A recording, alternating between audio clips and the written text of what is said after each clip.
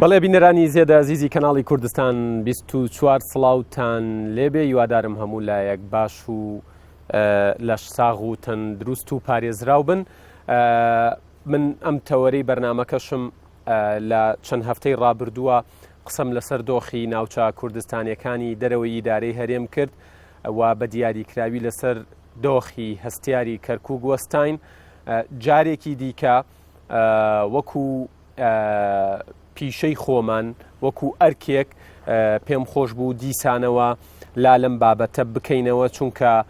لە ناوچە کوردستانیەکانی دەرەوەی ئیدارەی هەرێم ڕۆژانە ناڕەزایەتیە بینین، ڕۆژانە نامە و تەلەفۆنمان بۆ دێت کە سوکار ئاگادارمانەکەنەوە کە دۆخێک کە یعنی 100% دۆخێکی نالەبارە بە تایبەت بۆ کورد لە هەموو ڕوویەکەوە تۆ بیگری لە ڕووی سیاسیەوە، لە ڕووی ئەمنیەوە، لە ڕووی ئابووریەوە، لە ڕووی خوێندن و فێرکردنەوە، لە ڕووی داگیرکاریەوە بۆ زەوی و خاکی کوردەکان، فەلاح و جوتیارەکان، لە ڕووی بێکەسی کوردەوە لەو ناوچانە، لە ڕووی نەبوونی سیاسەتێکی ڕوونەوە بۆ لاکردنەوە لە کورد لە ناوچە کوردستانیەکانی دەرەوەی ئیدارەی هەرێم وەکو ناوچەیەکی کوردستانی. دیارە من زیاتر ناڵێم لە پێشەکیەکە لەم بەرنامەیە هەوڵ ئەدەین جارێکی دیکە حکوومەتی هەرێمی کوردستان، پارلەمانی کوردستان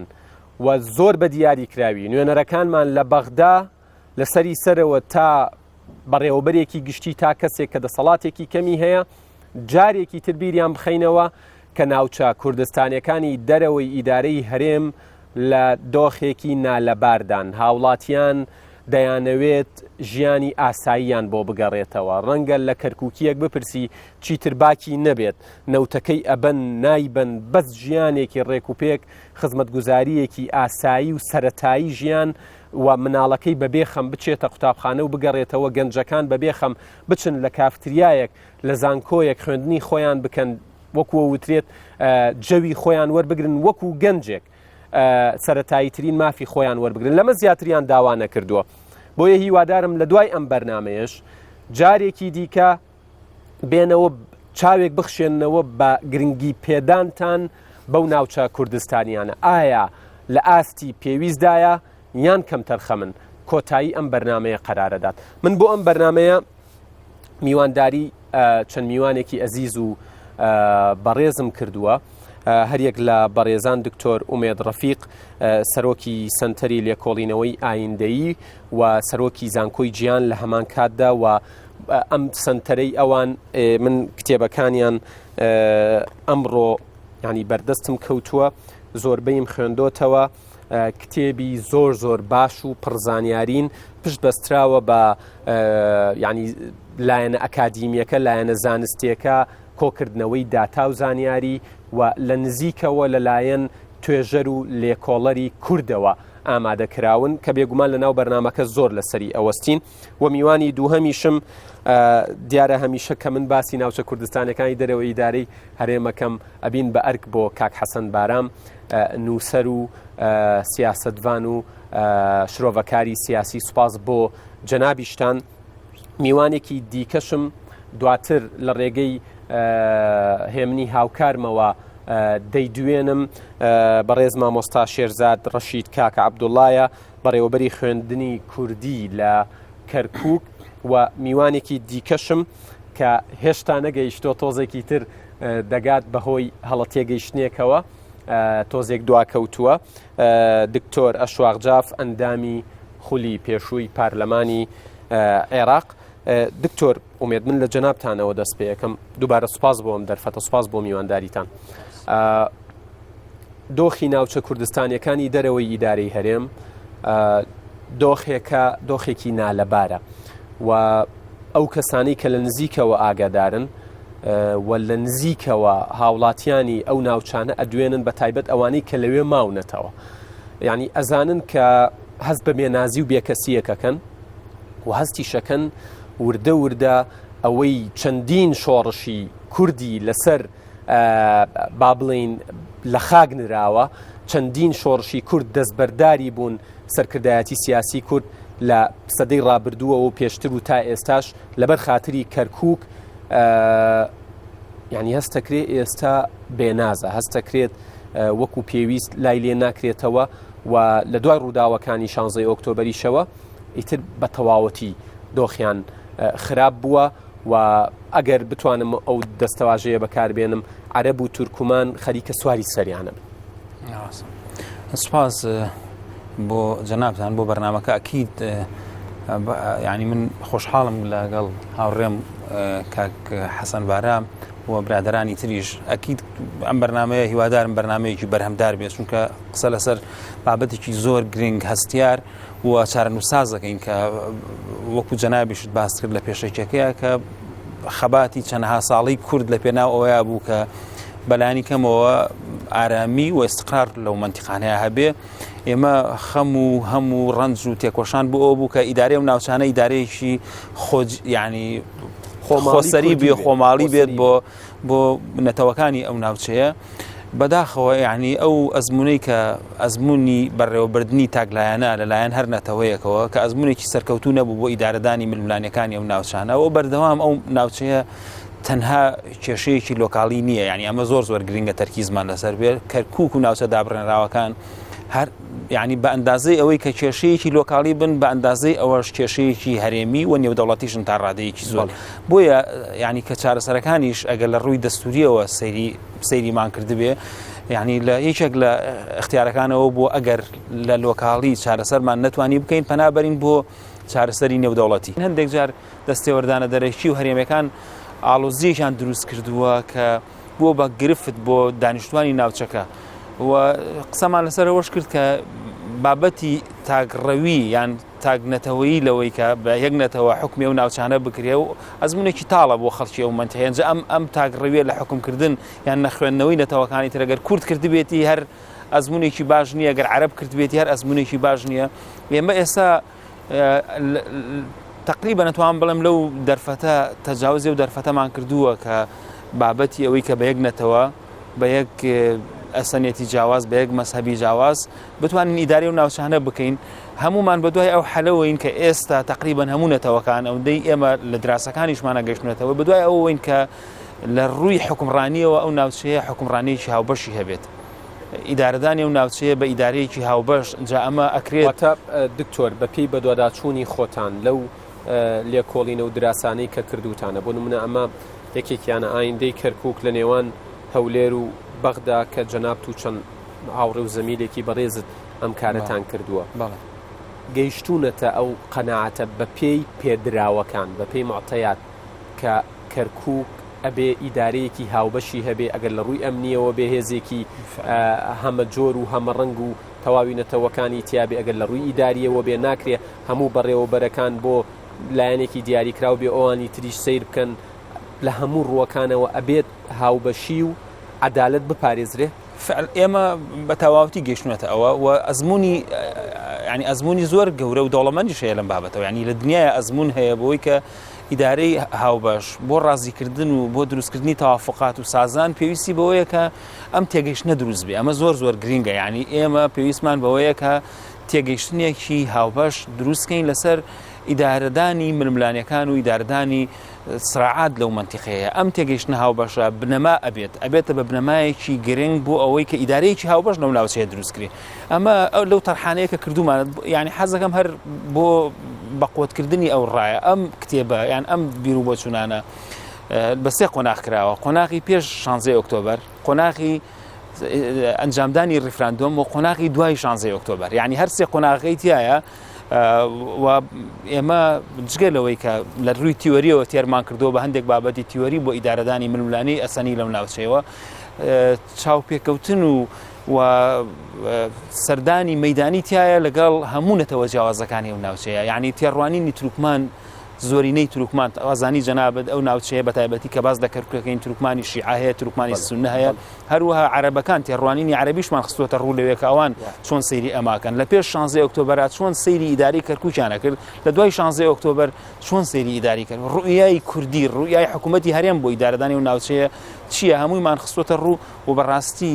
کۆی تێگەیشتنەکان کە ئێستاش واقعی حاڵەکە بینین لە کەرکووک و ناوچە دابڕێنراوەکان چۆنە و لە ڕاستیە ئەبێ ئەم تێگەیشتن هاوبەشە دروست کرێ کە ئیدارەدانی ئەو ناوچەیە لە ڕووی ئەمنیەوە لە ڕووی سیاسیەوە حتا لە ڕووی بەڕێوەبردننی ئابووری ئەو ناوچەیە شەوە پێویستی بە جۆرێک لە ڕێکەوتن و لێکتێگەشتن هەیە. سپاس دەکەم دکتۆر بێگومان دێمەوە خزمەتان کاک حەسەن دیارە کورد ئەزمونێکی هەبوو سەرباری ئەوەی ینی وەکو لە لێکۆڵینەوەکانی بڵین ئەم سنتەرە استراتیژیەی جەنابی دکتۆرەوان سنتەری لێکۆڵینەوەی ئایندەی ئاماژەی پێدراوە ئێمە تقریبەن بە پێی مێژوو بە پێی زانیاریەکان تقریبەن 100 ساڵمان تێپەڕاند لە هەوڵی تعریبکردن یان با بڵین هەوڵی گۆڕینی دێمۆگرافیا هەوڵی گۆڕینی شوناس بۆ بەنسبەت کەرکووکەوە بە دیاریکراوی 100 ساڵ تقریبەن تێپەڕی و ماوەیەکی کەم بەراورد بە 100 ساڵەکە کورد حکومڕانی یەکەمی و ڕەهای کەرکووک بوو. ئێوە ینی تەمەنێکی زۆرتان تا پێش 16 ئۆکتۆبەریش لە خورماتوو بوون ڕۆژانە بەرکەوتنتان لەگەڵ خەڵکا هەبووە. ئیدارەدانی کورد بۆ ئەو ناوچانە لەکوێ کورتی هێنا وا هێندە قورسە ئێستا وەکو کاکە حەمەی حاجی مەحموود لە بەرنامەیەکمان پێیوتم وتی ئەبێ هەر بە دووربین سەیری بکەن ئیلا ئەبێ شتێک ڕوو بدات زۆر زۆر گەورە و قەبە بێت. بەڵێ زۆر سپاس بۆ دەرفەتەوە خۆشحاڵم لەگەڵ دوو هاوڕێی بەڕێز دکتۆر مێد و شواخان لەسەر تەوەر و بابەتێکی زۆر هەستیار و گرنگ قسە بکەین. لە ڕاستیدا لە ساڵی 21 کە دەوڵەتی نوێی عێراق دروستە بێ بە دیاریکراوی لە ساڵی 25 پرۆسەی بە عاربکردن لە سەردەمی پاشایەتیە دەست پێیەکە بەداخەوە تا ئێستاش بەردەوامە کەواتە ئەگەر بێنە سەرەوە 100 ساڵی بە عاربکردن بەردەوامە ینی بەداخەوە جگە لەو چەند ساڵەی کە کورد لەوێ دەسڵاتدار بوو. بۆیە بابەتێک کە 100 ساڵ تەمەنی بێ و کۆمەڵی ئەجندە و پرۆژەی عێراقی و عەرەبی و تەنانەت هەرێمایەتیش لە پشتێەوە بێت بۆ لە دەستدانی کەرکووک و بۆ دابڕانی کەرکووک و ئەو ناوچانە لە خاچی دایی خاچی کوردستان ڕەنگە شەڕکردنی دۆخێکی وا ئاسان نەبێ پێویستی بە ئامراز و بە کەرەستە و بە عەقڵ و بە پلانی هەمە چەشن بێ. دوای پرۆسەی ئازادی قۆناغی فترەیە قۆناغی نیمچە دەسڵاتی کوردی لەوێ دەست پێیەکە و لە 2014 بەدواوە دەسڵاتێکی ڕەهای کوردی دەست پێ دەکا دیارە ئێمە بە زۆری یانی تشکەخینە سەر کەرکووک بۆی کە دایکی شێشەکانە بەڵام لە بیرمان نەچێت لە ڕەبیعە و شنگال و مەخمور و دبس و کەرکووک و داقووق و خورمات و جەلەولا و خانەقینەوە کە نیوەی خاچی کوردستانە بەڵست پێ بریتە لە ئەوە. ئەگەر بین هەڵسەنگان نییە بۆ ئەو ماوەیە لە حکومڕانی بکەین من بەش بە حاڵی خۆم وەکو شاید حاڵێک وەکو چاودێرێک و هەندێک جار وەکو کارکتەرێکی لەنا ئەو ڕووداوانە بەڕاستی ئێمە حکومڕانێکی تەندروست نەبووین و نەتوانیمان بۆ کورد شتێک بچینینەوە نەتوانیمان ژیانی پێکەوە ژیان لە نێوان پێکاتەکانە دروست بکەین و هۆکارەکەشی بۆ چوونی من کۆمەڵێشت بوون. دیارە هەمیشە لە لایەنی ناوەندەوە مرکزەوە دەستێکی تایفی دەستێکی شۆفێنی دەستێکی پان نەتەوەی هەبوو لە دژی کورد و سەرچاوی یاساکانیش هەمووی لە بەغداوە بوو بۆیە کورد لەوە کڵۆڵ بوو کە بتوانێت کۆمەڵی یاسا لە بەغدا دەربکە. ئەمە لایەنێکی و کاریگەری وڵاتە ئەقلیمیەکان بە دیاریکراوی کۆماری ئیسلامی ئێران و کۆماری تورکیا لەسەر ئەو هاوکێشەیە دەبێت ئەوە ڕاشکاوانە قسەی لەسەر بکەین کاریگەریەکی ڕاستە و خۆ بووە هەمیشە ئەوان ڕۆڵیان بینیەوە بە تایبەتی دەوڵەتی تورک بۆ دروستکردنی بربەست لە چارەسەرکردنی ئەو کێشانە. ئەمەیانە من بە شتێکی ئەتیادیە بیم چکامانە لە ئەستا خۆیان بێنەیاری تۆ دەزانن ئەو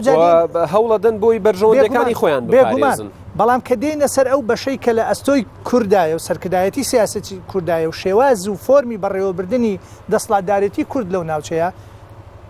لە نێوان دوو کەوانە سەرکەوتوو نەبوون کە سەرکەوتوو نەبوون هۆکارەکانی ئەوە بوو یەکیشی دەگەڕایەوە لە 100 ساڵی ڕابردووە و پێشە و ڕووداوانە و بۆ ئێستاش و من وەکاو نیشتمانیەکی کورد بۆ ئایندەیش دەڵێم یەکێ لەو عیبە گەورانە لە دنیای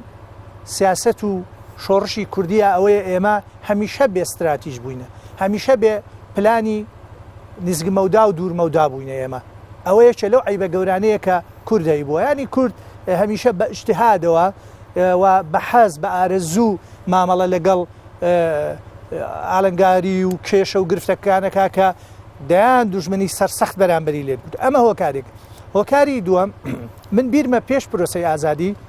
ئێمەمانان هەمیشە جەختمان لەسەرەوە کە دەبێ ئێمە بە بەرنامەی پلانێکی هەمە چەشنەوە بڕۆین بچینە خوارەوە، چۆن لە بواری ئیداریە، لە بواری مامەڵەکردن لەگەڵ تورکمانە، لە بواری مامەڵەکردن لەگەر عەرەبە و ڕەتکردنەوەی هەموو ئەو سیاستانی کە لە 100 ساڵی ڕابردووە دژی کورد ئەوەش نەکرا. ئەوجا لە هەموو ئەو دوو خاڵش مەترسیداتر ناکۆچی هێزە کوردیەکان بوونە لەوێ بە ئێستاشەوە ئەو ناکۆچیە بەردەوامە و لەبری ئەوەی هەڵ بین ماڵی کورد لەوێ ڕێک بخینەوە و تەبابین و پێکەوە یەک بەرنام و پلانمان هەبێ بۆ تێپەڕاندنی ئەم قۆناغە سەختە کە ئەو ناوچەیە بەدەستەوە دەناڵێنێ داهاتوونە خەریکی یەکتشکاندن و بربەست دروستکردن لە بەردەم هەر هەوڵێکا بۆ چاکردنی لانی کەمی ئەو دۆخە ناڕەحەتەی کە ئێستا لەو ناوچانە هەیە و بەردەوامیشی هەیە بەداخەوە. بێگومانەوە هەرسێکی نووسیوە ورتر لە سەریانە وەستین. دکتۆر ئەشواق سڵاوتان لێبێ ماندوو نەبن، سوپاس کە حزورتان هەبوو، توانیتان لە بەرنامەکە حزورتان هەبێ. دیارە وەکو کاک حەسەنی شاماژەی پێدا، کاک دکتۆری شاماژەی پێدا، یەکێک لەو شتانەی کە زۆر باسەکرێ و زۆر لەسەری ئەوەستن گلەیە لە نوێنەرانی کورد لە بەغدا، چ لە ڕابردوو چ ئەوانەی ئێستا. بەڵام من بینی و هەندێک جار کە بەراورد دەکرێت ئەڵێن ئەوانەی ڕابردوو هێشتا باشتر بوون لە چاو ئەوانەی ئێستا نوێنەرایەتی کوردەکەن لە بەغدا، کە ئەڵین باشتر بوون لە ڕووی بەرگریکردن لە مافەکانی کورد نەک لە هیچ ڕوویەکی دیکەوە. ئێوە یعنی وەکو دکتۆر کاک حەسەن وتی بۆ نەتانتوانی کۆمەڵێک یاسا، کۆمەڵێک ئەمری واقع دروست بکەن کە دواتریش قسەی لەسەر دەکەین چکە ماوەیەکی باش بە ئەمری واقع کەرکووک بەڕێوە براو ناوچەکان، بەڵام دەرکەوت ناچێتە سەر. خەلەلەکە لەکوێ بوو؟ ئایا ئێوە هەوڵی خۆتان ئەدا بەڵام ڕکابەر و بەرانبەرەکانتان بەهێزتر بوون یان بەڕاستی نوێنەرەکان کەم تەرخەم بوون؟ بەڵێ زۆر سپاس لەو جنابەت لە مینوانە بەڕێزەکان و لە بینەرانی کەی 24 خۆشەویست. بە حقیقت ئێمە دەمان بیست یعنی و نەک و تەنها هاوڵاتیان، تەنانەتش کاندیدەکان یعنی ئەوانەی کە دەچنە پەرلەمان کە خۆیان لە حملەی هەڵبژاردن پەرلەمانتارەکانی خولی پێش ئەوان تۆمەتبار دەکەن کە کەم تەرخەمن. بەڵام ئەمە یعنی بەڕاستی ڕاست نییە. بە بەڵگەشەوە ئێستا ئیسباتی کەم دەکە ڕاست نییە. من دوو خول بووم لە پەرلەمان، خولی دوو هەموو سێهەم. خاڵێکی زۆر بەهێزە ئەگەر کورد یەکدەنگ بێت و یەک ریز بێت و یەک هاوپایمان بێت، ئەو کاتە دەتوانێت بەرگری بکات و ڕێگری بکات بەرامبەر پێشلکاریەکانە. بەڵام بەڕاستی ڕاستە ئێمە لە خولی دوو هەم نەمانتوانی هەموو مافەکان بەدەست بێنین، بەڵام توانیمان کە ڕێگری بکەین بەرامبەر پێشلکاریەکانە کە پەرلەمانی عێراق دەیویست بەرامبەر مافی ملەتی کورد بیکات، بەڵام ئێمە نەمان هێشت. بەڵام بەدەستمان نەهێنا، ڕێگریمان کرد لە پەسەندکردنی. لە خولی سێهەم بە حکمی ئەوەی کە هاوپەیمانی کوردستانی نەبوو، بەڕاستی ئەو پێشەلکاریانە کە لە خولی دووهەم کە پەسەندیان نەکرد پەرلەمانی عێراق توانیان پەسەندی بکەن و ئەو مافانە کە ئێمە هەوڵماندا بەدەستی بێنین و بەرگریمان کردنەمان هێش پەسەندی کەین لە خولی دووهەم پەسەندی کەن پەرلەمانی عێراق، ئەوان پەسەندیان کرد لە خولی سێهەم. یەن مادەی 140 هەمومان دەزانین، هەموو هەوڵاتیانی کوردستان دەزانێت کە سێ قۆناغە تطبيعة إحصاء ودواتر استفتاء لسر أوي كهولاتياني كردستان لناوچە کوردستانیەکانی دەرەوەی هەرێم ئەیانەوێ ناسنامەی بەعز بمێنێت ئەوەی کە دوای تەغییری دیموگرافییان ئەیانەوێ ناسنامەی ئەسڵی خۆیان کوردستانی بوونیان بگرێتەوە بۆیان. ئەمە لە ئستفتاء. هەنگاوی یەکەم یان مەرحەلەی قۆناغی یەکەم پێویستی بە بوجەیە. ئەوە ئێمە لە خولی دووهەم وەکو فراکسیۆنی کوردستانی شەری دانانی بوجە بۆ مادەی 140 بۆ چووکە تۆ یەکەم هەنگاو دەبێت تەطبیع بکرێت ئەو عەرەبانە کە هاوردن لە ناوچەکانی تری عێراق. بۆ کەرکووک دەبێت یعنی پارەیان پێ بدرێت و بگرن بۆ شوێنی خۆیان. ئەمەش قۆناغێکی بڕی، ئەمە قۆناغی یەکەم، بەڵام تەواو نەبوو. بۆ بڵێ یەکەم طبعا ساڵ بە دوای ساڵ حکومەتی ئیتیحادی فشارەکانی زیاد کاتەوە لەسەر حکومەتی هەرێمی کوردستان. بۆ نمونە ساڵانی یەکەمی خۆلی دووهەم ئێمە ئەمانویست بودجەکە زیاد بکەین بۆ ئەوەی کاتی ئەم قۆناغە کەم ببێتەوە و بچینە قۆناغی دووهەم و دواتر قۆناغی سێهەم و تەواویکەن. ئەو چی دەکرد؟ بودجەکەی دەکەمە کرد. بە بەردەوامی ئێمە و کونینەرانی کورد هەوڵماندا کە بودجەکە زیاد بکەینەوە. بەڵام ئەو کاتش کە معارەزەش هەبوو لە کوردستان ئێمەی تۆمەتبار کرد ئەیانوت ئێوە شەری پارە دەکەن، شەری مادەی 140 ناکەن. لە حاڵەتێکە لە حقیقەتە خۆی قۆناغی یەکەم دەبێتۆ شەری بودجەی مادەی 140 بکەیت و شەری موچەی پێشمەرگەمان دەکرد، چونکە ئەو کاتە بودجەی هەرێمی کوردستان هێشتا نەبڕاوە. لە کۆتایی خۆلی 2014 نەکو تەنها بودجەی مادەی 140 کەم دەکرا، بەڵکو چەند ئۆفیسێکش کرا بۆ مادەی 140 لە کەربەلا لە ناوچەکانی تر نەکو لە ناوچە کوردستانەکە لە دەرەوە هەرێم بۆ ئەوەی بودجەکە دابش بکرێت بەسەر ئەو ناوچانە و زیاترش نەکو تەنها کەمکردنەوەی بودجەی مادەی 140 بەڵکو بڵاوکردنی بودجەکە بۆ ئەو ناوچانە و تەخیرکردنی جێبەجێکردنی قۆناغی یەکەمە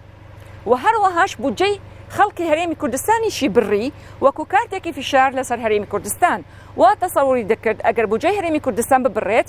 حکوومەتی هەرێمی کوردستان مەلەفە نەتەوەیەکانی لەبیر ئەچێت. ئەوەش باشە ینی بودجەکە بڕا مەلەفە دۆسیە نەتەوەیەکان لەبیر نەچوو، بەڵام چەندین پەرلەمانتاری وەکو حەنان فەتلاوی لە 2007ەوە کە 2007 ئەبوو ئیتر هەموو شتێک کۆتایی هاتبێ بەنسبەت مادەی 140ەوە کە لە دەستوری 2005 ینی تەسبیت و جێگیر کراوە. ئەو لە 2007ەوە ینی بەردەوام و توێتی مادەیەکی مادە مەیتە و توێتی مادەیەکی مردووە. ینی ئەو بە تەنها قسەی خۆی سەلماند ئەو هەموو نوێنەرە کوردە نەیانتوانی بەشێکی ئەم مادەیە بەرنە پێشەوە. ئەمەیە خەڵک لێی یەکات. بەڵێ من ڕوونم کرد بە تەفاسیل تۆ قۆناغی یەکەم تێناپەڕێنیت ئللا بە بودجەش کێش تەحدیدی دەکات حکومەت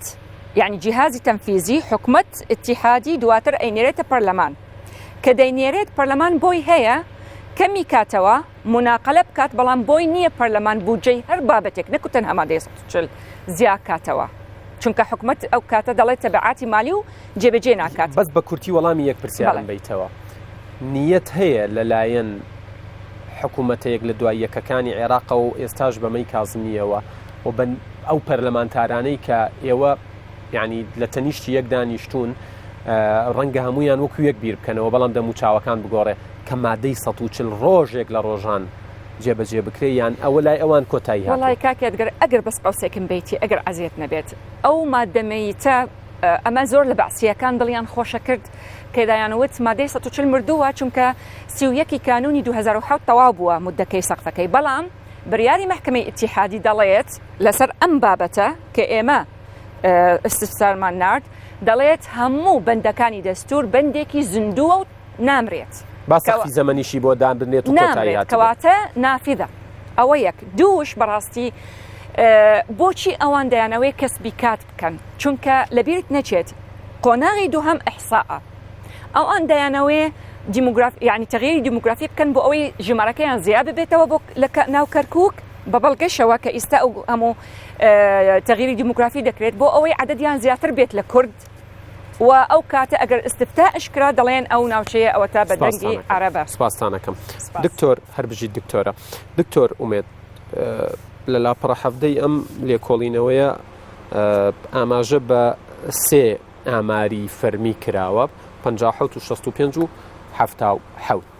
دیارە لەم سێ ئامارە هەرسێکی کە ئاماری فەرمی بوون سەلمێنراوە کە وەکو کاک حەسەن وتی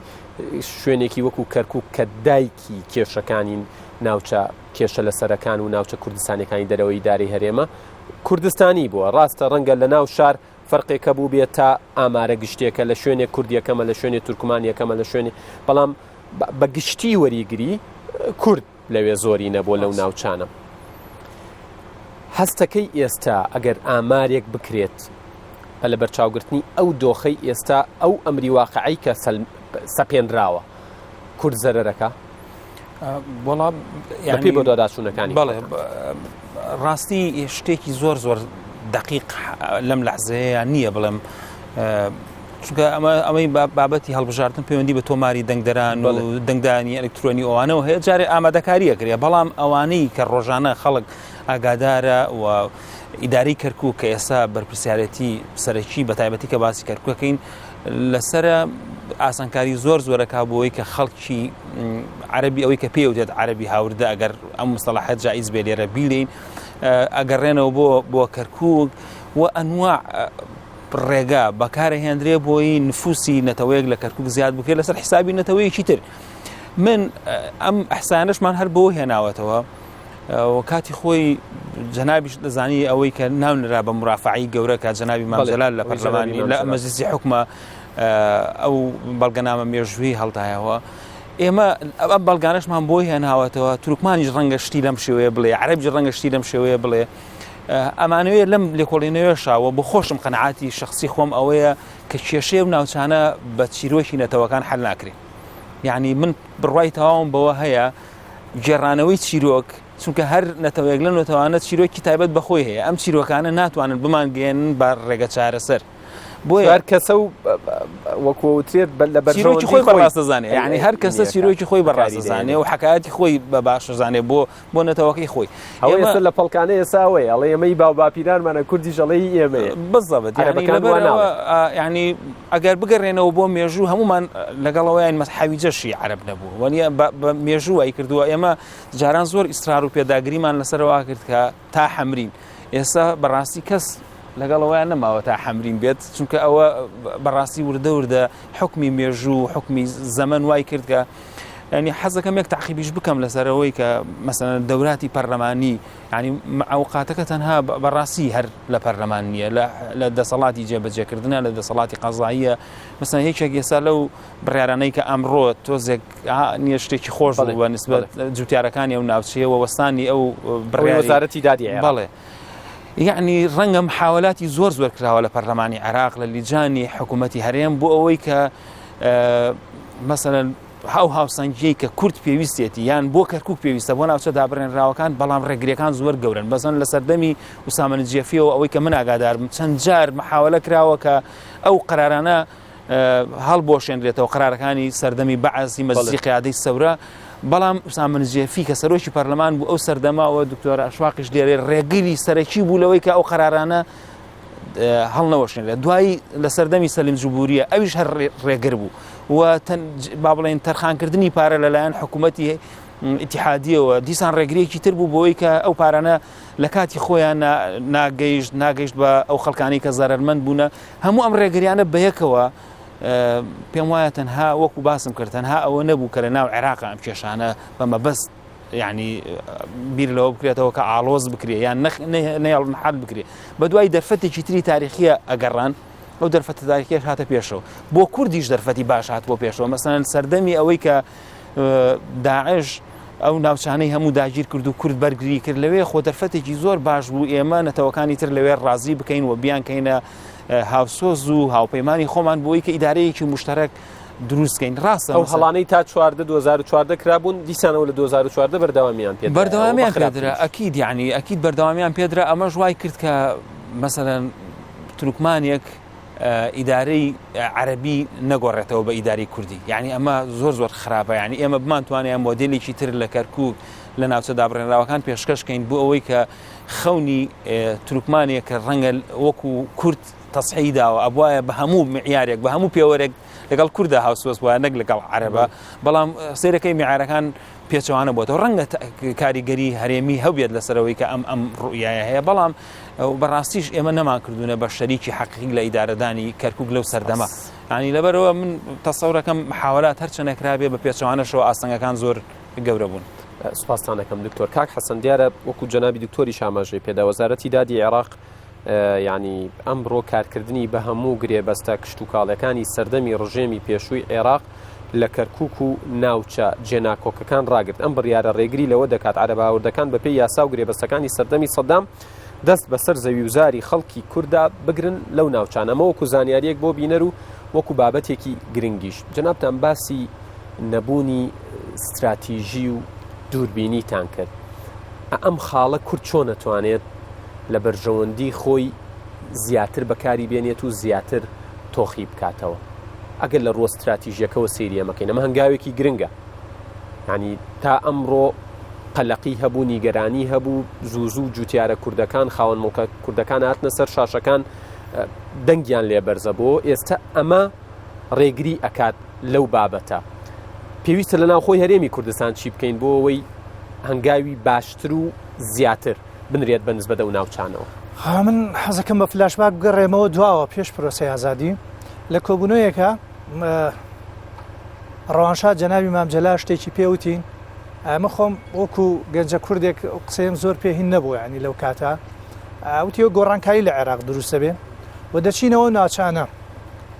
هەر بەم زبانە وتی ڕۆڵە دەچنەوە کوردایەتی مەکەن لەوێ سیاست بکەن بەڕاستی ئەو قسەیە ڕەنگە بۆ ئەو کاتە هەنێکمان پێمان هەزم ناکرا ینی بەڵام ئەو خوێندنەوەیکی ورتری کرد دوای پرۆسی ئازادیش لە کەرکووک لە کۆبنەوەیشی تراوتی ئاڵای کوردستان مەکەن بە چاوی عەرەب و تورکمانە سیاست بکەن بۆی براگەورەیەکی باش بن قبول بکرێن بەڕاستە لە هەموو ناوچەکان نەماتوانین براگەورەیەکی باش بین ئێمە حقیقەتێکە دەبێت لە بەرامبەر خەڵکی خۆمانەوە بۆ حکمی مێژوو دەبێت ئەو تێزە نەبوو کە مامجەلال دەیویست لەو ناوچانە تێزێکی تر بوو بەداخەوە ئەوە بەرەنجامەکەیت باش ئێمە ئەگەر بینەوە سەر ئەو بڕیاری کە تەمان لە سیانزەی مانگە و بڕیارە دراوە ئەو بڕیارە لە چیەوە هاتووە لە بەرەنجامی ئەو شەپۆلە بە عەرەبکردنەی کە ئەگەر بوار هەبێ باسی بکەین ئێستا لەو ناوچانە من دێمەوە ئەویان لەسەرەوە ئەوەستین بەڵام بۆ لە بەرەنجامی ئەوەی کە هەوڵەکانی نووسنگەی سەرۆکۆمار نوێنەرانی کورد بە تایبەتی نوێنەرانی کەرکووک لە پەرلەمانی عێراق و هەروەها ڕۆڵی مەڵبەندی کەرکووک و مەڵبەندی حەمرین و کادرە وەسەتەکان و خەڵکی تر و دوجار ڕۆلی حکوومەتی هەرێمیش ڕۆڵێک بوو کە گوشارێک دروست کرا لە بەغدا سەرئەنجام کۆبوونەوەیە کرا لە ئاستێکی باڵا کە وزارەتی دادی عێراق و نووسنگەی سەرۆک کۆمار و وزارەتی کشت و کاڵ و چەند لایەنێکی تریش بەشدار بوون سەرنجام لە سیانزەی مانگا ئەو بڕیارە درا کە ئەمڕۆ گەیشتۆتە پارێزگاکانی کەرکووک مووسڵ سەلاحەدین دیالە هەموو ئەو هەوڵانە کە هەن ڕابگیرێن و تا مادەی 140 دەچێتە بواری جێبەجێکردنەوە ئەم بڕیارە تا ئەندازەیەک دڵخۆشکەرە بەڵام ئەمە یەکسان نییە بەوەی ئەو پرۆسە بەرنامە بۆ داڕێژراوەی کە ئێستا هەیە و بەداخەوە دەڵێن شیعە و سوننا لە عێراق لە هەر هەر شتێک ناکۆک بن لە ئێستادا بەداخەوە لە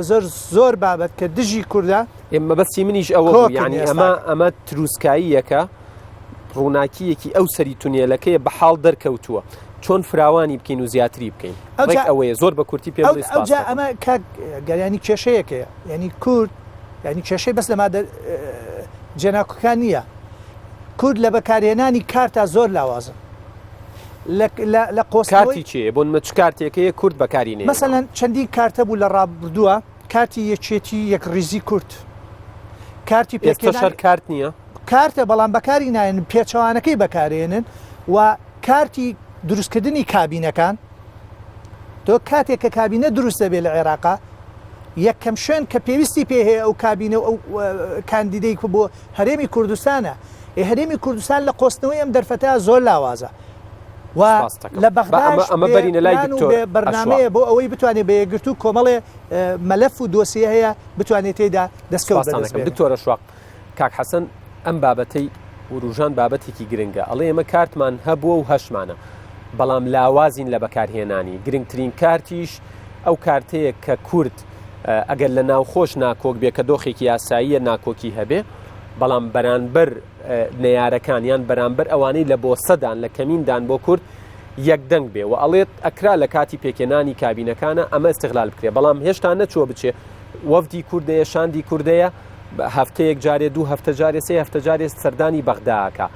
و ئەوانەی دڵسۆزی دۆخەکەن زۆر تەرکیزیان لەسەرەوەیە کە تەنها بۆ موچە نەچنە بەغدا بەڵکو باسی پێشمەرگە بکەن باسی ناوچە کوردستانیەکان بکەن جەنابتان لەو ڕۆوە سەرنجتان چێ طبعا ئەو کارتە بەکار هێنراوە و بەکاریش ئەهێنرێت و بەکاری دەهێنین تا ئەو ناوچانە ناسنامەی ئەسڵی خۆی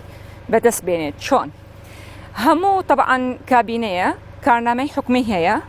هەر سەرۆکی ئەنجومەنی وەزیران دەبێت کارنامەی حکومی ئەمە بەپێی دەستور طبعاً کورد خاڵەکانی خۆی و بە سەقفی زەمەنیش داخلی ئەم کارنامەیە و پەرلەمانی عێراق کە ینی باڵاترین دەسەڵات لە عێراق دەنگی لەسەر ئەدات بەڵام بەداخەوە هەر سەرۆکی ئەنجومەنی وەزیران کە دەبێت سەرۆکی ئەنجومەنی وەزیر دانیشێت لەسەر کورسێکی خۆی هەموو کارنامەکە جێبەجێ ناکات ینی کەواتە مافی هەموو هەوڵاتیان لە زاخۆ تا بەسڕە پێشێل دەکرێت بەهۆی جێبەجێ نەکردنی ئەو کارنامە بەداخەوە دەڵێم لە عێراق ئێستا ئێمە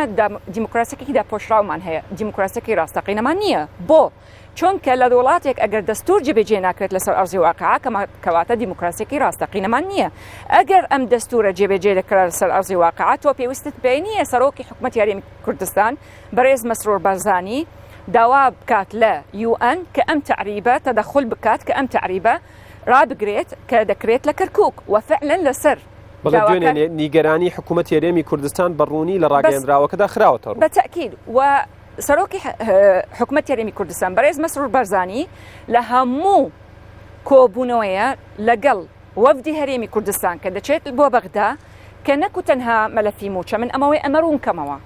و یعنی تەسویق دەکرێت بۆ شەقامی کوردستانی تەنها لەسەر مەلەفی موچە نەخێر لەسەر مەلەفی موچە لەسەر ئەو تعریبانەکە دەکرێت لە کەرکووک و ناوچە کوردستانەکە لە دەرەوەی هەرێم لەسەر مەلەفی پێشمەرگەیە مافی پێشمەرگەیە لەسەر هەموو ئەو مەلەفانە کە تا ئێستا ماون لە نێوانی هەرێم و بەغدا کە چارەسەری بۆ نەکراوە بۆ چونکە ئەم دەستورە کە مافی هەموو کوردی تایە چەسپاوە بەڵام بەداخەوە لەسەر ئەرزی واقعا جێبەجێمان نەکردووە چونکە بەغدا پابەندی دەستور نابێت و ئێمە وەکو کورد بە بەردەوامی جەختەکەین لەسەر جێبەجێکردنی دەستور بۆ چونکە تۆ کە داوای جێبەجێکردنی یاسەکەواتە تۆ کارتێکی بەهێزت پێیە تۆ ناڵێ من شتێکی نادەستوریم دەوێ نەخێر من شتێکی دەستوریم دەوێ بۆیە وڵامەستاکە ئەو کاتە ئەم کارتە بەهێزە بێت کە لە وڵاتێک دابین وەکو خۆت وت دیموکراسیەکی مبەتەن و شاراوە نەبێت بەڵکو دیموکراسیەکی ڕاستەقینە و یاسا سەروەر بێت بەڵام ئەوە تا وەزعی عێراق بەهۆی جێبەجێکردنی دەستورە خەڵکی عێراق ژاوە سەر شەقام و ئێستاش کۆمەڵگەی نێودەوڵەتی لەگەڵ کێ پیشگیری کێ دەکات یان لۆبی بۆ کێ دەکات ئەو کەسە یان ئەو لایەنەکە داوای مافی دەستوری دەکات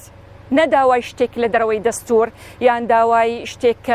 یعنی کەیانێکی دەستوری نەبێت بۆیە ئێمە بە بەردەوامی جەختمان کرد لەسەر جێبەجێکردنی دەستور و لە بەیاننامەکەی جەنابی مەسرور بارزانی کە سەرۆکی حکوومەت یاریمی کوردستانە و وەکو ئاماژەم پێکرد لە هەموو کۆبوونەوەکان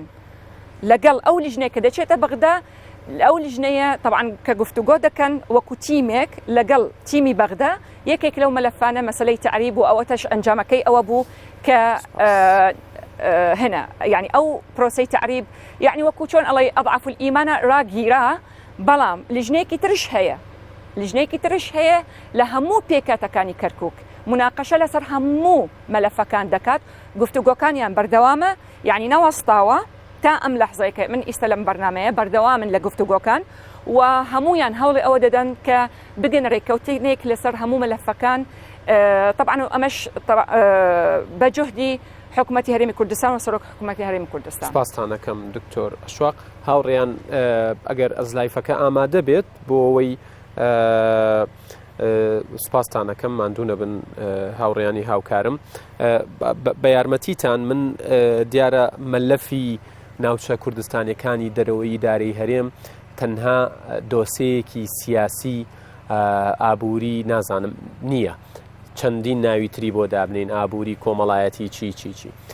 لایەنێکی دیکە هەیە کە ئەبێت حکوومەتی هەرێمی کوردستان و بە دیاریکراوی وەزارەتی پەروەردە وەزارەتی خوێندنی باڵا لا لەم قەزیە بکاتەوە ئەویش دۆخی خوێندنە لەو ناوچانە ئەوەی من زانیاریم وەرگرتووە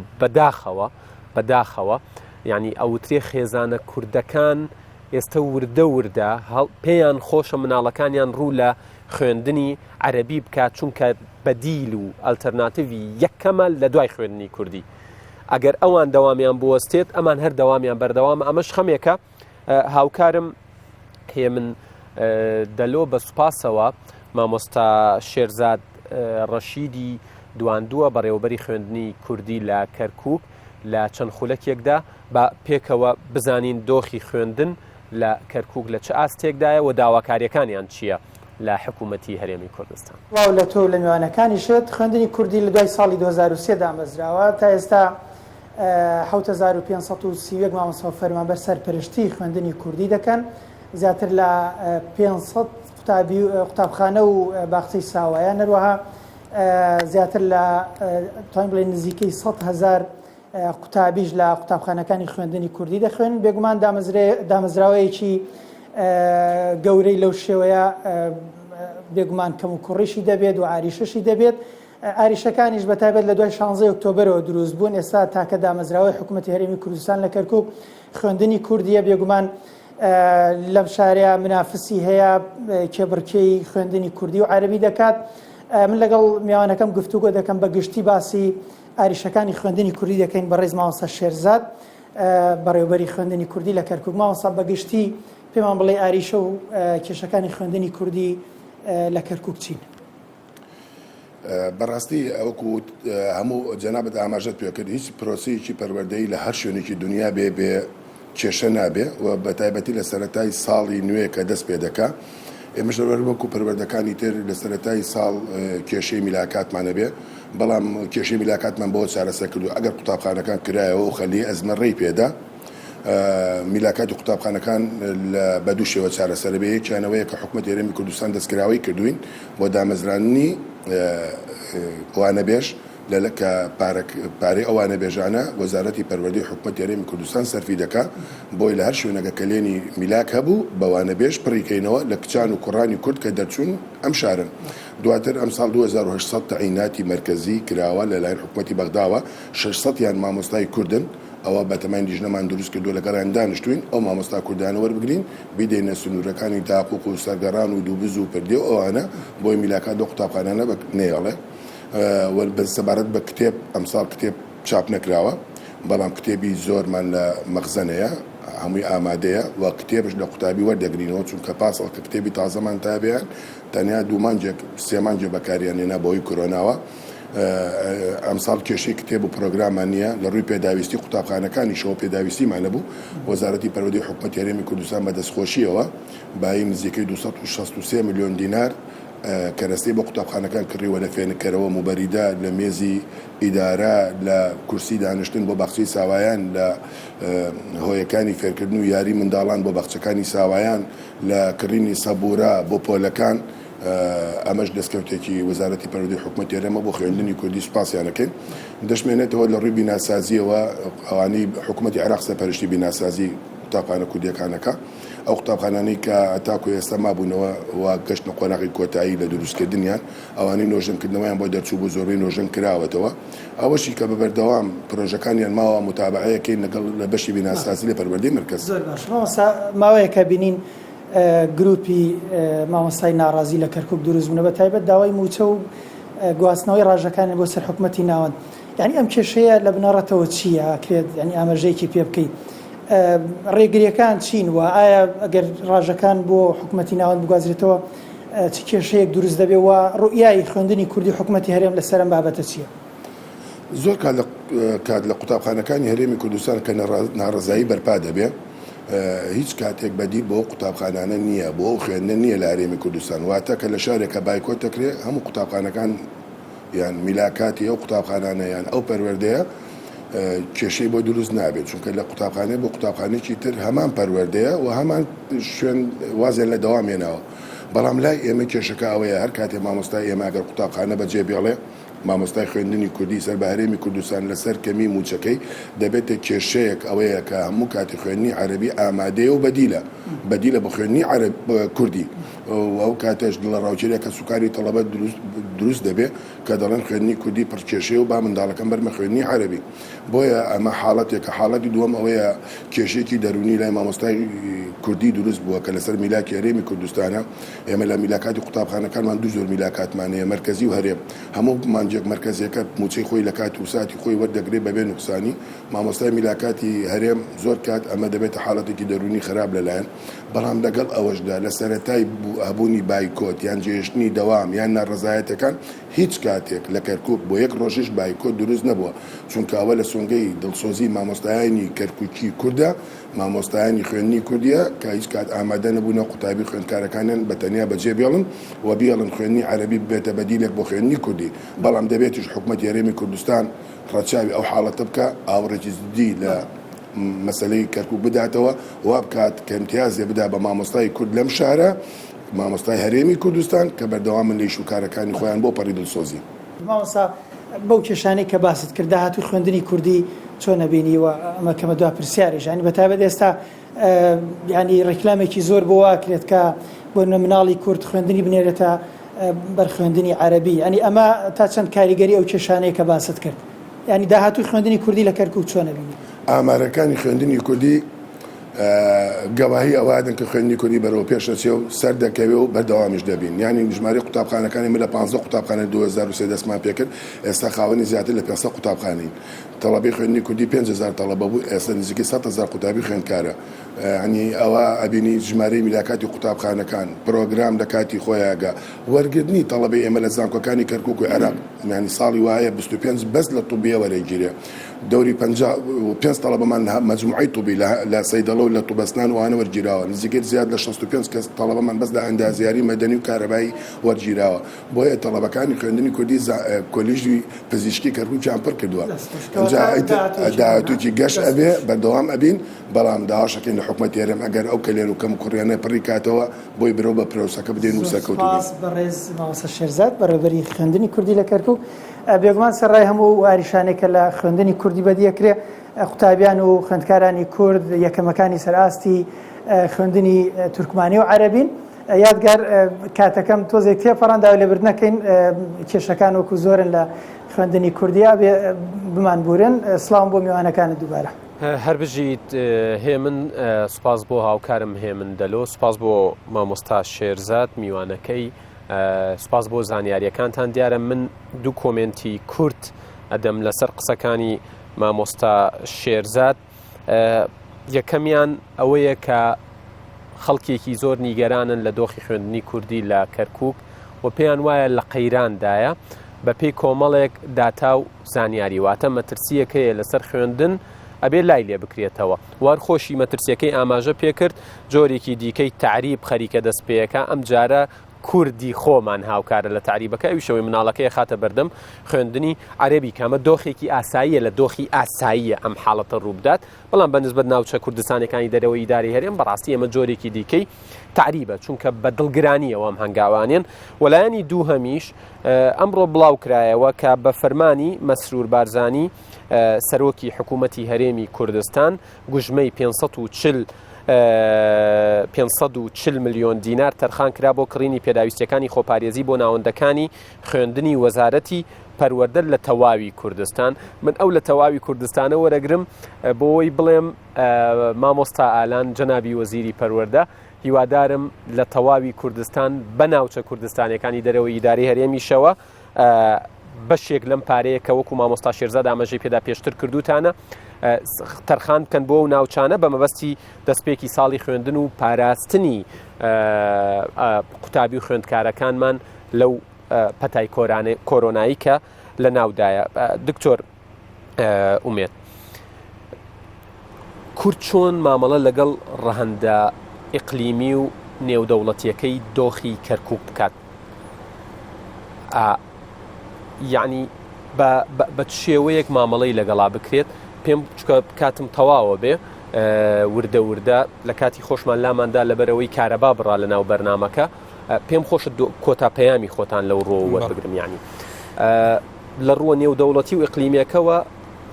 قبول ناکرێت کورد لەوێ دەسەڵاتی یەکەم بێت کورد چۆن مامەڵە لەگەڵ واقعەیە بکات ئێمە سێ ئاست دراسە ئەکەینەوەی کە کاریگەرە لەسەر دۆخی کەرکووک و ناوچە ئێران وچە نەزەرێکی سابتی هەیە لەسەر کەرکووک و کوردستان بەگشتی و وا سەیری ناوچەکاکە کە هەرێمی کوردستان و ڕوئیای هەرێمی کوردستان بۆ کەرکووک بە شێوەیەک بووە کە ئێران پێچەوانەکەی ئیشەکە ئەویش ئەوەیە کە نابێت کوردی کەرکووک دانیشتوانی کوردی کەرکووک یان سیاسەتی هەرێمی کوردستان سیاسەتی دەستڕۆشتوو بێ لە کەرکووک و ناوچە دابڕێنراوەکان بەعکسەوە بیر لەوە بکرێتەوە ئەگەر هاوبەشیش بن هاوبەشێکی زەعیفی ئیدارەدانی ئەو ناوچەیە بن و بە بەرنامەش ئیش لەسەر ئەم بابەتە کراوە بۆ ئاسانکاریکردن بۆ ئەو تێڕواینەی ئێران کە هەیەی لەو منتیقەیە تاوەکو درێژە بێتەوە بۆ سووریا. تورکیا دیارە کە چی ڕوئایەک ئیشەکات لەسەرەوەی کە لە ڕێگەی تورکمانەکانەوە ئیش لەسەرەوەکە کە کەرکووک بە دۆخێکی تایبەت ناوی ناوە الوەزع الخاص، یعنی کەرکووک دۆخێکی تایبەتی هەبێ یان هەندێک جگار بگاتەوەی وایە عەربی کەرکووک پێی خۆشە لەسەر عێراق بێت، کوردیش پێی خۆشە بێنرێتەوە سەر هەرێمی کوردستان، تورکمانەکان پێیان خۆشە هەرێمێکی. لەم نێوەندەیە ڕوئیای نێودەوڵەتیوە بە تایبەتی ئەوروپا و ئەمریکا وازەحە کە ئەیانەوێت بیر لەوە بکەنەوە کە ئیدارەیەکی هاوبەش بە تایبەتی لە ڕێگای یونامی و لە ڕێگای نوێنەری یونامی لە عێراقەوە ئەم پەیامیان گەیانەوە بە هەرێمی کوردستان و بە عێراقیش کە ئەو ئەزمونەی کە هەبوو لە پێشترا بە ئەو ئەزمونە کۆتایی پێم بێنرێ و ئیدارەیەکی هاوبەش بۆ کەرکووک دروست بکات. پاسانەکەم دکتۆر کاک حەسەن کۆتا پەیامی خۆتان ئەگەر قسەکانت کۆ بکەیتەوە سوپاس دەکەم. وەڵام چەند تاقیبێکم هەیە پێشەوەی بچمە سەرەوە. یەکەم ئەوەی کە مامۆستا شێرزاد باسی کرد پێم سیر بوو، پێم سیر بوو، ئەو کەسی یەکەمی خوێندنی کوردیە لەوێ ئەو هەموو گەشتبینی و داتایە ئەگەر وایە بۆچی لە ئێستادا دەنجی خێزانە کوردەکان هێندە بەرزە و ناڕازیە و مناڵەکانیان دەبەنە بەر خوێندنی عەربی و ئەو هەموو گلەی و گازندەی مامۆستا لە ڕووی نەوعیەتەوە لە ڕووی وەرگرتنی تەلەبەی خوێندنی کوردیەوە ئەوانە کۆمەڵێک گرفتن هین ئەم 2-3 ساڵە نییە، هی 10 ساڵی پێش ئێستاشە بەڕاستی. جا ئەگەر وابێ وەڵی نازانم، من گومانم هەیە لەو داتا و لەو گەشتبینەیە کە ئەو هەیەی، چکە ئەوەی من کۆنتاکتم هەیە لەگەڵ خەڵکیەوە خوێندنی کوردی لە قۆناغی مەرگایە لەوێ بەداخەوە سەبارەت بەوەی کۆتا پەیامی خۆتان حەنان فەتلاوی چی وتووە لەسەر مادەی 140 لەبێ بیرمان نەچێ ئێمەش وەکو کورد تەلاقی مادەی 140ماندا بەڕاستی. خاڵێکی تر کە دکتۆرە باسی کرد، باسی کارتەکانی کرد. جاگەر ئێمە ئەو کارتانەمان بە باشی بەکارهێنا بۆ ئێستا دۆخمان گەیشتوتە ئەمە. بەڕاستی ئێمە ناکرێ زۆر عاتفیانە زۆر ئەوە مامەڵە لەگەڵ ئەم قەزیە گەورەیە بکەین، بینەوە سەرەوە پرۆسەی بە عاربکردن لە ڕاستیە، پرۆسەی بە عاربکردن و نەک پرۆسەی بە عاربکردن، پرۆسەی تەتریکەیە، پرۆسەی تەشەیوعەیە، وەکەوەی ئێستا لە خورمات و سنووری خورمات و هەم پرۆسەی تەشەیوعەیە، هەم پرۆسەی تەتریکەیە، هەم پرۆسەی تعریب هەیە. لە منطقەی داقوق پرۆسەی بە عاربکردن هەیە، لە منطقەی دبس لەیلان پرۆسەی سەرگەڕان پرۆسەی بە عاربکردن بەردەوامیان لە 2 تا ئێستاکە پەلامار و شاڵاوێکی بەردەوام هەیە بۆ سەر گوندەکانی ئەو سنوورە و بەڕاستی تا ئێستاکە کورد هەنگاوێکی جدینەنا. ئەو جا کورد سیرکە ئەم هەموو شاڵاوە هەیە، ئەم هەموو ناحەقیەیە، کورد بەیاننامە دەرەکان، کورد ناڕەزایی دەرەبڕێ. کاکە تۆ خاوەن قەزەیەکی خاک و نیشتمان و خەڵکت ئێستاکە لەوێ لە بەردەم کۆمەڵێ پرۆسەی ترسناکایە ناکرێتەوە ڕێکخراوێکی ئینسانی بەیاننامە دەرکەیت. دەبێت کوردواز لە بەیاننامە بێنێ، خۆ ئێمە بەیاننامە بۆ سۆدان دەرناکەین، بۆ سۆماڵ دەری ناکەین، دەبێت ئێمە هەڵوێستی سیاسی وەرگین و مەواقفمان هەبێ لە بەرامبەر ئەو سیاسەتی کە لەبەر چاوی UN و لەبەر چاوی دەسڵاتدارانی عێراق زۆر سپاس دەکەم بۆی کاتەکە بە عەدالەت دابەشکەم. دکتۆرە شواح کۆتا پەیامی خۆتان. جەنابی کە حەسەن وتی کارتەکان بەکار نەهێراوە بە شێوەکی باش، نەخێر بەکارهێنراوە، بەڵام ئەگەر تۆ حکوومەتی ئیتیحادی و سەرۆک ئەنجومەنی وەزیران کارنامەی حکومی جێبەجێ ناکات، ئەمە یعنی ئەوە تەواو خۆی معنای ئەوەیە ئیمانی بە پەرلەمانی عێراق نییە و بە دەستوری عێراق نییە. ئەوە وازەحە. مەسەلەی بەیاننامەیە پێم وایە من پەیامەکەم گەیان لە هەموو کۆبوونەوەی سەرۆکی حکوومەتی هەرێم لەگەڵ وەفدە نێودەوڵەتەکان لەگەڵ ئەو تیمە کە کۆبنەوە دەکات لەگەڵ بەغدا، ئەمە مناقەشە دەکرێت. ئەو بەیاننامەش بۆ یونامی ئەوە پەیامێکی بۆ خەڵکی کوردستان لە ناوچە کوردستانەکان لە دەرەوەی هەرێم کە ئێمە پیشگیریان دەکەین، چونکە تەسویقێکی زۆر خراپ دەکرێت بۆ کۆبوونەوەکانی وەفدی حکوومەتی هەرێمی کوردستان کە ئەنه ئەم خەڵکانەیان لەبیر کردووە. نەخێر لەبیرمان نەکردوون. ئێمە لە هەموو کۆبوونەوەکان وەکو سەرۆک حکوومەتی هەرێمی کوردستان وەکو تیمی هەرێمی کوردستان بە بەردەوامی ئێمە مناقەشە لەسەر ئەم مۆزوعە دەکەین و بە بەڵگەیشەوە کە ئەو لیژنەیە کە لە ژێر چەتری یونامی ئێستا مناقەشە دەکات لە هەموو پێکاتەکانی کەرکووک، طبعا بە جهدی حکوومەتی هەرێمی کوردستان و سەرۆکی حکوومەتی هەرێمی کوردستان. هەروەهاش چی بکرێت باشە؟ پێم وایە کورد هەمووی لە ژێر چتری حکوومەتی هەرێمی کوردستان یەک پەیامی هەبێت و لۆبیەکی نێودوڵەتی بکات چکە قەزای کەرکووک تەنها داخلی نییە یعنی ناوخۆی نییە بەڵکو ئیقلیمیە نێودوڵەتیە بۆیە پێم وایە گەاندنی ڕاستە لە پێشتر گیانومەنە بەڵام ئەمڕۆ وەزعی ئەمڕۆ جیاوازە لەگەڵ پێشتر بۆیە دەبێت هەموو کورد بە یەک دەنگ و یەک دەست لۆبیەکی نێودوڵەتی و هەروەهاش ئەو پەیامە بگەین بۆ هەموو پێکاتەکانی کەرکووک کە ئێمە وەکو کورد پێکەوە ژیانمان دەوێ بەڵام جێبەجێکردنی دەستورشمان دەوێ. سپاس دەکەم دکتۆر ئەشواق جاف ئەندامی خولی پێشووی پەرلەمانی عێراق کاک حەسەن بارام نووسەر و شرۆڤەکاری سیاسی دکتۆر ئومێد ڕەفیق سەرۆکی سەنتەری لێکۆڵینەوەی ئایندەی و سەرۆکی زانکۆی جیهان سلێمانی زۆر سپاس بۆ کاتی بە ئێمەتان بەخشی داوای لێبوردنەکەم لە سەرەتای بەرنامەکە ئەو کێشە تەکنیکیە دروست بوو بەڵێ ئەزیزان هاوکارم کۆمار هەواڵەکانتان پێشکەش دەکات و لە ستۆدیۆی ناوەندەوە لەگەڵتانە بێت من لە سلێمانیەوە خواحافیزیتان لە یەکەم ئێوە و کوردستان لە ئەمانەتی خوادا بن خواتان لەگەڵ